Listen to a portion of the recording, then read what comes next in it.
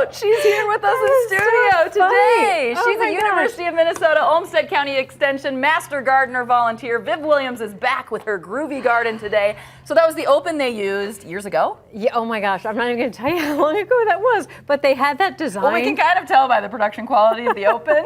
It's been a little bit. It was so funny. And can we talk about the little clip we saw Yes, earlier? yes. So I think I might have mentioned this before, but the very last Viv's Groovy Garden we did before I left KTTC as an anchor when I had my little kids, it was the sheriff came and hauled us away, accusing us of growing bad things in our Groovy Garden.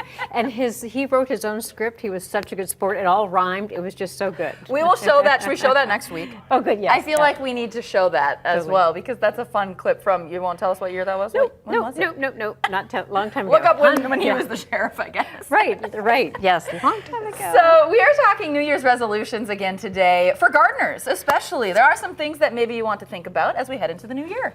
Yeah, and the biggest thing is just taking inventory of all your stuff and making sure it's clean. And the biggest reason you need to make sure it's clean is because if you snip a plant with something, a snipper that has a disease, if it's powdery mildew or if it's some sort of blight, and then you go snip another plant, you can spread that disease and trash that plant. So it's really important to clean your stuff, just get all the dirt off of it, and then things like this, even steaks that you put your tomatoes in, tomato cages, if you squirt them, I have a lot of work to do. Oh my gosh. I don't clean these properly, Viv. I know, I don't either. And I just started a couple years ago after I realized how I was doing You everything became a wrong. master gardener, and now you're like, gotta clean these up. So how do you clean them? A 10% bleach solution. Make Okay. sure you label it, because otherwise... If I get that on me, is it going to stain my clothes? Yes, it will bleach your clothes. Noted. And just, if you squirt them, beep, beep, beep, it'll kill all the bacteria and all the fungus and all the nasty stuff on there.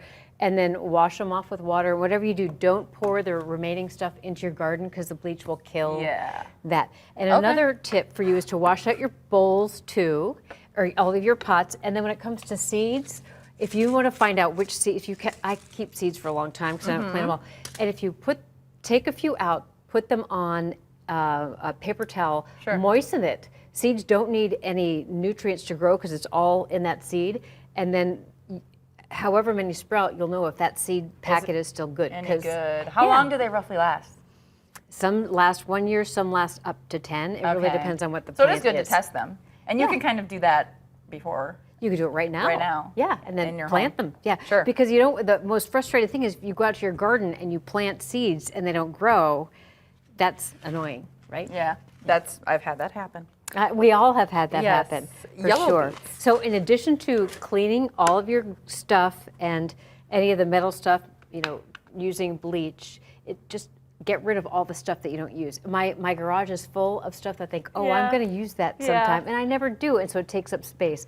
But I want to go back to the cleaning thing. Even these little plastic things, it's a good idea to clean those too. Sure. If you're going to use them. Okay. What about the dirt that I may have just left in the pot and it's sitting on my deck still?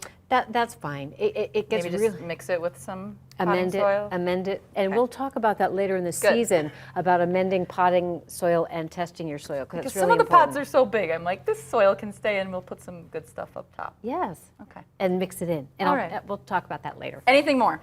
No, I think that's it. Let's pop up the graphic with just a reminder. So take that inventory, clean and sharpen your tools, clean and disinfect your pots, and discard broken items, organize your space. Those are all great tips as we head into the new year. And have a little off time for your outdoor gardening, at least. Oh, for sure. Yeah, and I forgot to say one thing about sharpening tools. I think hardware stores can do that for you. Okay, perfect. We know a place. Sergeant's on Second. There you go. Oh my gosh, and I had to go on after they did the beautiful flower thing. It was fun. A lot of gardening today. How's your poinsettia doing? Very well, thank you. Good. Yes. Good. We'll have to check in on the poinsettia. Yeah. Send us a picture. Yeah, I think so. I think a cat may have sat on it. But Speaking of cats, that's a good transition. We have our pet of the week.